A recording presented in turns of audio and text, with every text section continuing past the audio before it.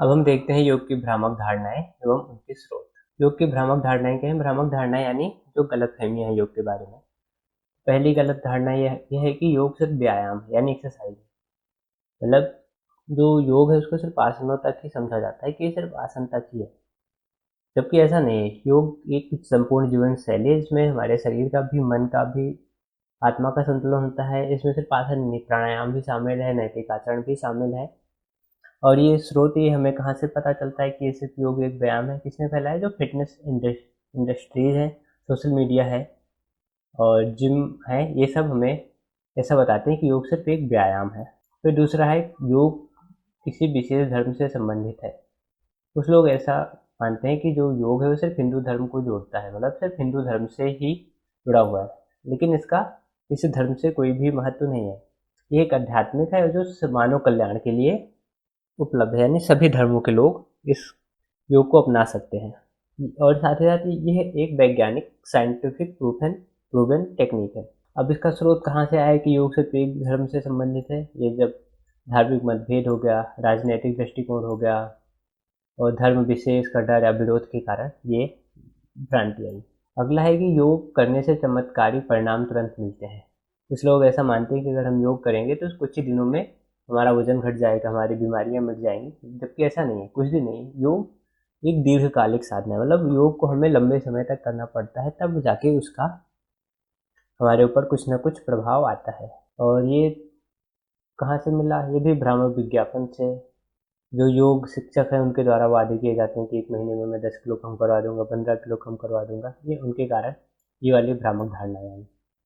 फिर अगला है, योग सिर्फ वृद्ध या रोगियों के लिए है। कुछ लोग ऐसा सोचते हैं कि जब हम हो जाएंगे 50-60 साल के, रिटायर हो जाएंगे, तब हम योग करना शुरू करेंगे। तो वो योग सिर्फ वो मानते हैं कि जो रोगी हैं उनके लिए, या फिर जो बूढ़े लोग हैं जो वन में रहते हैं उनके लिए है। जबकि ऐसा नहीं है। जो योग है वो सभी आयु वर्ग के लिए है। ये हमारे मानसिक एकाग्रता को बढ़ाता है, शरीर में फ्लेक्सिबिलिटी लाता है, सेल्फ कंट्रोल की भावना लेके आता है। और इसका स्रोत क्या है? वही गलत प्रचार प्रसार ही इसका स्रोत है। फिर आगे, योग और व्यायाम एक ही है। ये भी एक मिसकंसेप्शन है कि मतलब जिम में जो हम व्यायाम करते हैं, यानी जो भी हम एक्सरसाइज करते हैं उसको मानते हैं वो योग है, जबकि ऐसा नहीं है। योग शरीर और मन दोनों पे काम करता है, लेकिन जो व्यायाम है वो मुख्यतः हमारे शरीर के ऊपर काम करता है। इसका स्रोत क्या है? यानी अधूरी जानकारी, इन सब के माध्यम से ये हमें मिलता है कि योग और व्यायाम एक ही है। जितने भी हमारे योग की भ्रामक धारणाएं हैं वो सोशल मीडिया से उनका स्रोत है, या फिर जो ऐसे योग के शिक्षक हैं जिन्होंने पूरी तरीके से शिक्षा नहीं ली है वो भी गलत जानकारी फैलाते हैं। फिर अगला है इंडस्ट्रीज, यानी जो हमारे कॉमर्स इंडस्ट्रीज, यानी जो योग को एज अ बिजनेस बना के बेचते हैं, वो भी गलत धारणाएं फैलाते हैं। फिर एक आ जाता है पश्चिमी दृष्टिकोण, यानी जो पश्चिमी देश हैं, यानी अमेरिका हो गए, यूरोप के देश हो गए, ये सब योग को सिर्फ योगासन तक सीमित रखते हैं। तो इस वजह से भी भ्रामक धारणाएं आई। फिर कुछ लोग धार्मिक पूर्वाग्रह, यानी धार्मिक प्रथा को मानकर उसकी वजह से भी ये भ्रामक धारणाएं आई। कुछ और इसमें भ्रामक धारणाएं भी हैं, जैसे कि योग सिर्फ साधु संतों के लिए है, पहाड़ों के लिए है, जबकि ऐसा नहीं है। योग हर कोई कर सकता है।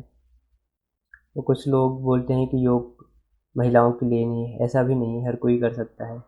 हर किसी धर्म का भी कर सकता है, किसी भी समय कर सकता है, कैसा भी वस्त्र पहन के कर सकता है। और ये भ्रामक धारणाएं कौन फैलाता है? जैसे ये सामने कुछ लिखे हैं, फिर कुछ और भी हो सकते हैं, जैसे घर वाले भी हो गए, परिवार वाले, समाज वाले, पड़ोसी, सामाजिक संस्था, स्कूल, ये सब भी हो गए। कि कभी कोई बच्चा बोले कि हाँ मुझे योग की पढ़ाई करना, तो घर वाले बोलेंगे कि योग ये भी कोई पढ़ाई होती है? योग ये उम्र थोड़ी होती है, कमाओ धमाओ बाद में करना, बुढ़ा जाओ तो करना। अब हम नेक्स्ट देखेंगे भ्रामक धारणाओं का मन पर प्रभाव एवं उनके निराकरण के उपाय।